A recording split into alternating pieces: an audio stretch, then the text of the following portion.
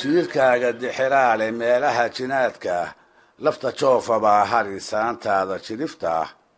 jeer hore waxaad faratay jildigaa ku marakici warqad beriba lagu tiiday jeebkaa laguu gelin wax adduunkii lala joogay majikaartan baa jira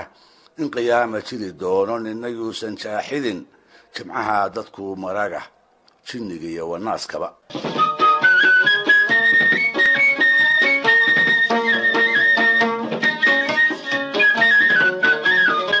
labadii barnaamij ee hore sidii aan ku soo faahfaahiyey jiiftada oo masafana loo yaqaani waa hab kale oo ka mid ah hababkii saddexda ahaa ee raggii hore ay adeegsan jireen markay doonayaan inay maanse curiyaan farsamo ahaan dhinaca miisaanka markaynu ka eegno meeriska jiiftadu midka geeraarka waa ka dheeryahay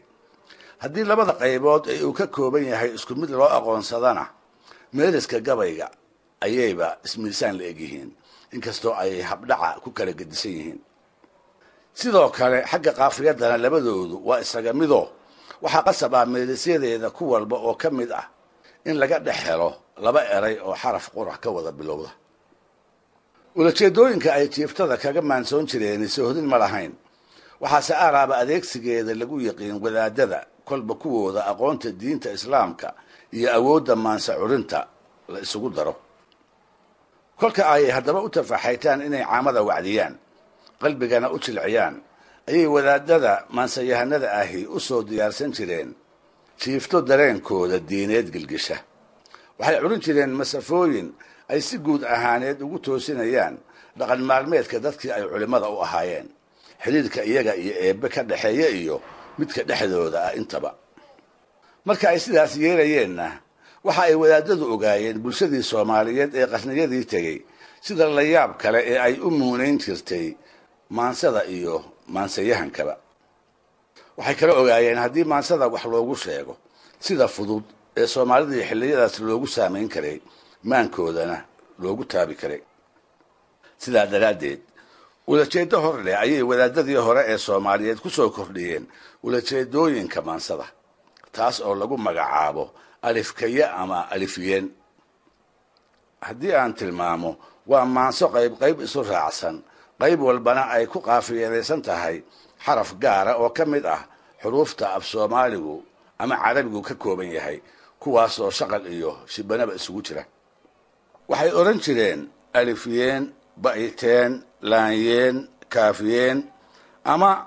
alif waxaan ka iri ba waxaan ka iri ra waxaan ka iri jin waxaan ka iri ilaa uu maansayahanka wadaadka ahi uu wada idleeyo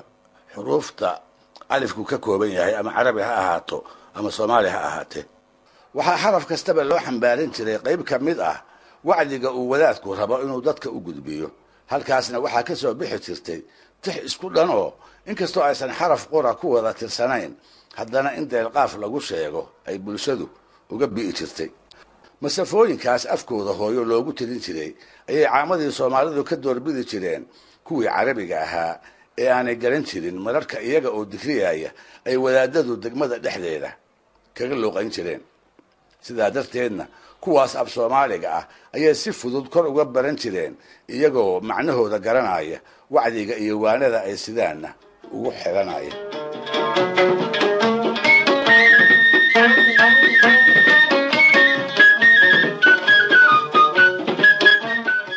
waxaa marahayga lagama maarmaan ah inaan dhagaystayaal idiin soo gudbiyo jiifto aan ku tusaaleynayo lagana ogaan karo tilmaamaha ay leedahay iyo habdhaca u gaarka ah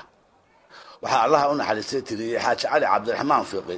oo ahaa qoraa mufti ah kutub door ahna ka dejiyey kasmooyinkii xilliyadaas la yiqiin sida xidigiska handasada iyo guud ahaan culumta diinta islaamka la xiriirta wuxuu ka mid ahaa culimmadii Soomaaliyeed ee bartamihii qarnigii 18aad ilaa barkii hore ee qarnigii 19aad uu magacoodu aad u dheeraaday dalalka bariga dhexe qaarkood ayuu xaajigu joogi jiray sida Xijaas wuxuuna muddo ku nagaaday gobollo dalka Hindiya ka mid ah halkaasoo uu diinta islaamka ka faafin jiray masaajid haddaba la yaqaana uu ka dhisay dooxada Nugaaleed ayuu muddo fadhiyi jiray halkaasoo uu xer badan diinta ku bari jiray dadweynahana ka wacdiyi jiray aqoontiisa xagga diinta ka sokow xaaji cali wuxuu ahaa maansayahan af soomaaliga iyo carabigaba ku maansooda oo labada afba si wacan u yaqiin. qaybtii dambe ee noloshiisa isagoo xer badan wata waxa uu xaajigu u soo wareegay xeebaha banaadir, sida loo badan yahayna 1850kii ama 52kii ayuu duleedka magaalada Marka ku xijaabtay. haddaba siday nala tahay siiftooyinka ay culimada Soomaalidu tiriyeen ee wacdiga ahaa midda ugu caansan, ugu da'da weyn, uguna qotada dheer ayaa waxaa laga dhaxlay xaaji cali cabdiraxmaan. waa masafo sidii dab gubato geyiga Soomaaliyeed u wada saabatay, waana dhif degaan iyo gobol af Soomaaliga lagaga hadlo oo aan laga maqlin. siiftadaas oo xaajigu uu alifka soddonkiisa waa alifka carabiga uu ku tiriyey nasiib darro nama soo wada gaarin. inta ka badbaaday oo tuducyadoodii la helayna waxay ku kooban yihiin alifka, ba'da, ta'da, jiinka, sa'da, xa'da iyo kha'da. si kolkaan u tusaaleeyo waxa ay jiifta tahay aantii xaaji cali ka soo amaahdo qayb ka mid ah tuducyadii uu ku tiriyey xarfaha alifka iyo jiinka. alifka ayuu ka bilaabay oo wuxuu yidhi: alifyeen ibnow aadni arrinkaad ka dhacan tahay, urur noolba lagu waani arafa iyo soonqaad, ilaah baa ilaaheena dadna waa addoommadii, adse weli ma aabayne ma ob oo kalaa tahay, taalooyinkeer awdan maadigaa ka amar weyn, wadka duulka aynabay adma wuusan ku aqoon, mase wuusan ku ogeyn, mase waad ka adag tahay, mase inuusan kuu iman axdiba ulahaydeen. arxan inuusan garahaynin nebigii ma aynanin, injiraha hadduu laayana waa inuu alaal yahay. eedaadya ku ogaada nimaan aakhiruu faran, arwareegada adkaysta umas baa horreeyee, allow yaa ogeysiiya inay eeri go'an tahay, aan waa aamusahayaa waxaa feefe iga tahay, ninna yuu hadhow ooyin goor tara abaajiday.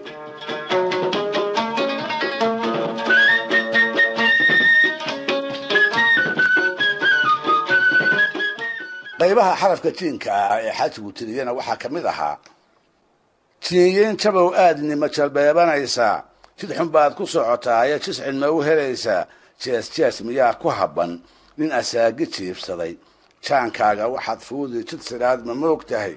ninana jaamo uma talo nin joombiyadna ka af badan, jireeciisu waa sida tinjaahiisna uma kaco, ninkaan jiirta laga saarin duul jahanamaad noqoy. aan la iima jirib dhiga iyo jinatuurku waa been, muslim way isku wada jooga jidniyuusan kuu talin, nafta waad jeclaydeene jarka ha iska xoorina. jahanamo iyo ololkeeda ma nin jiir ulaa jira, waataad u wada jeeday ragga jawhartiisii, maxaa niman jamaamiida jeexa looga soo kacay, malagii jajuubahayay aad ma joojinaysaa, sheekh dhaafka nebi waayey ma jeclaysanaysaa, qabrigiina kuu jeexan laxodkiina kuu jaran. jiirkaaga dixiraale meelaha jinaadka ah, lafta joofabaa harisaantaada jirifta ah, jeer hore waxaad faratay jildigaa ku marakici, warqad beriba lagu jiiday jeebkaan laguu gelin, wax adduunkii lala joogay majikaartan baa jira, in qayaama jiri doono nina yuusan jaaxidin, jimcahaa dadkuu maraga jinniga iyo wanaaskaba. jalaalaynku wuxuu sheegay ma ku jaaxidaynaa, anjuujaa u dhiman maayaan waxba iiga juusayn, adna waana uma jeedo anna waaba jiijaday, haddii aadan jaqahayn hadalkayga jawhara, jinnigii isha caddaa iyo jafaliilla kuu tali.